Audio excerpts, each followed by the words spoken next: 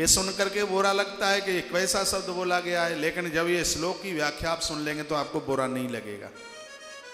दुष्ट स्त्री कौन सी है कि पानम दुर्जनम संसर्ग पत्या च व्रजहोटनम स्वपनो यगेय वाशस्य नारीणाम दूषणानि च। ऐसी स्त्री जो मदिरा का पान करती है, किसी भी प्रकार का नशा करती है, चाणक्य ने उसको दुष्ट स्त्री कहा। ऋषियों ने, संतों ने उनकी स्मृति में उसको दुष्ट स्त्री का दुर्जनम संसर्ग, अपने पति को छोड़कर दूसरे पति का साथ करती है, उसको दुष्ट स्त्री का है। अपने पति का घर छोड़कर दूसरे के घर में रहती है, उसको दूषित स्त्री कहा है।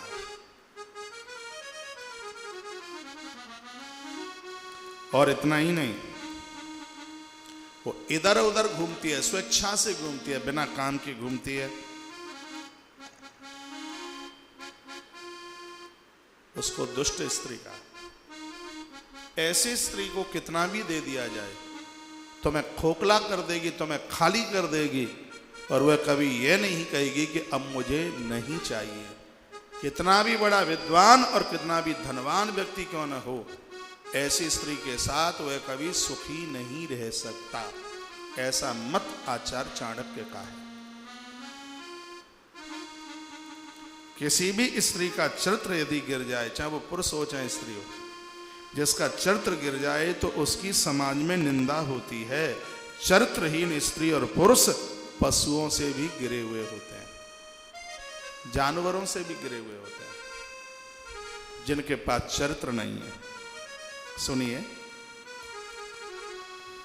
कहा है कि मदिरा का पान करने वाली स्त्री दुष्ट स्त्री में लिया, दूसरे पुरुषों का संग करने वाली स्त्री, पति के साथ न रहने वाली, बिना काम के इधर उधर विचरण करने वाली, असमय में देर तक सोने वाली, उसको बहुत हीन स्त्री माना गया।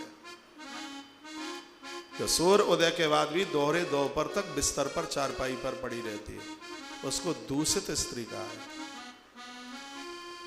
ग्रंथों ने। अपना घर छोड़कर दूसरों के घर में रहने वाली ऐसी नारी, शर्म और लज्जा नारी के आभूषण है। ये दोनों चीजें नारी के आभूषण है, शर्म और लज्जा नारी के आभूषण है। जब कोई नारी इनका त्याग कर देती है तब उसे अपयश का सामना करना पड़ता है। नारी कितनी भी पढ़ी लिखी हुई हो, शर्म और लज्जा का अंचल उसके पास होना चाहिए। लिखा है किसी भी प्रकार का नशा और क्रोधित शब्द बोलने पर नारी अपना सम्मान खो देती है। दुष्ट पुरुषों का संग करने वाली स्त्री का पतन बहुत जल्दी होता है। उसकी वजह से परिवार की और भी स्त्रियां शर्मिंदित होती हैं। ऐसी स्त्रियों के बच्चों का कभी उत्थान नहीं होता, बच्चे पतित हो जाते हैं, उनकी पढ़ाई लिखाई नहीं हो पाती, उन बच्चों का भी चरित्र खो जाता है। जिन बच्चों पर मां का ध्यान नहीं होता, पति के साथ न रहने वाली स्त्री, उसके बच्चों का भविष्य डूब जाता है। विवाह के बाद पति के साथ रहने पर नारी का सम्मान बढ़ता है। देखो सुनिए, विवाह के तत्पश्चात पति के साथ रहने पर नारी का सम्मान बढ़ता है। नारी को चाहिए कि वह स्वच्छंद घूमना बंद करे, पियर और ससुराल के लिए कभी भी वह शुभ नहीं होता उसकी स्वच्छंदता से घूमना। इसके संदर्भ में शूर्पणखा की कथा के एग्जाम्पल दिए गए। पतिव्रता नारी पराये पुरुष के सामने कभी बात नहीं करती। माता जानकी को देखिए, सुंदरकांड की चौपाई है, तृणधर ओट कहते वैदेही सुमेरी अवध पति परम सने। तिनके का सहारा लेकर उसने रावण को कुछ बातें कही। और सुनिए, असमय में देर तक सोने वाली स्त्री उसके घर की भाग लक्ष्मी किनारा कर जाती है। आचार्य चाणक्य ने जिस शब्द का प्रयोग नारी के सामने किया है उसका व्याख्यान भी, तो इसलिए हर माँ को ये बात बुरी नहीं लगनी चाहिए।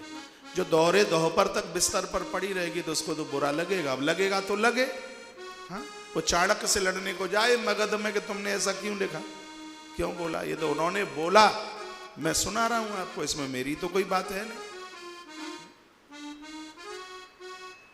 असमय में देर तक सोने वाली स्त्री उसके घर की भाग्य लक्ष्मी किनारा कर जाती है और वह परिवार की उन्नति को खो देती है।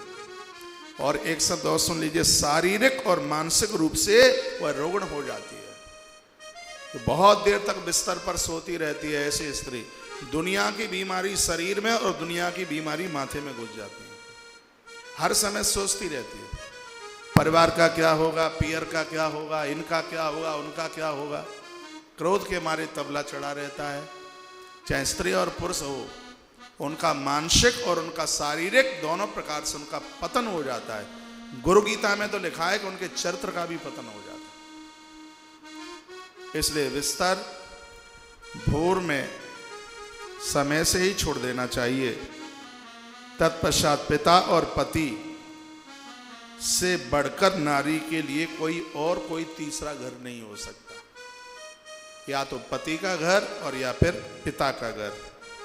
इन दोनों घरों को त्यागने वाली स्त्री उसका चरित्र सुरक्षित बना रहे तो परमात्मा ही मालिक है, ऐसा ये महापुरुष कहता है।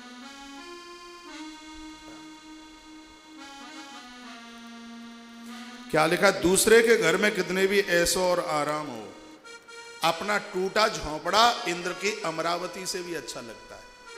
अपना टूटा झोंपड़ा वो अपना अपना ही है। ऐसी स्त्री को कुलक्ष्मी कहा है। क्या क्या है?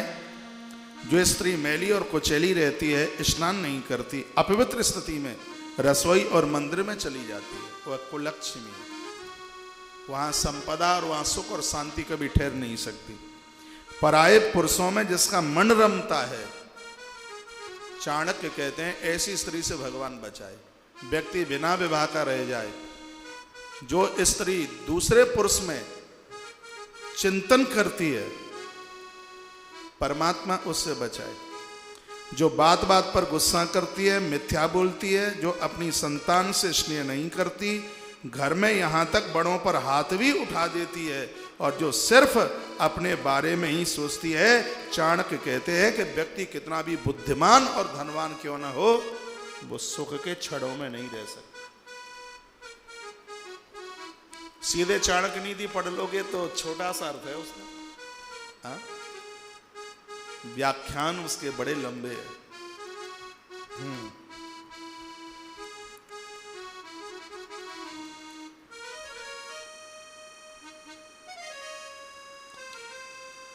सुबह शाम घर में बने हुए मंदिर में धूप दीप आदि जलाकर देवों की आरती पूजा न करे।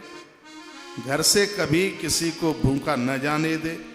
सबको जमाने के बाद भोजन करे और अपने सासु ससुर की बात किसी को न बताए। ऐसी नारी घर को स्वर्ग बना देती। चाणक्य ने नारी की बड़ाई भी तो कितनी की है। अब बड़ाई वाली बात सुन लीजिए। क्या कहा है?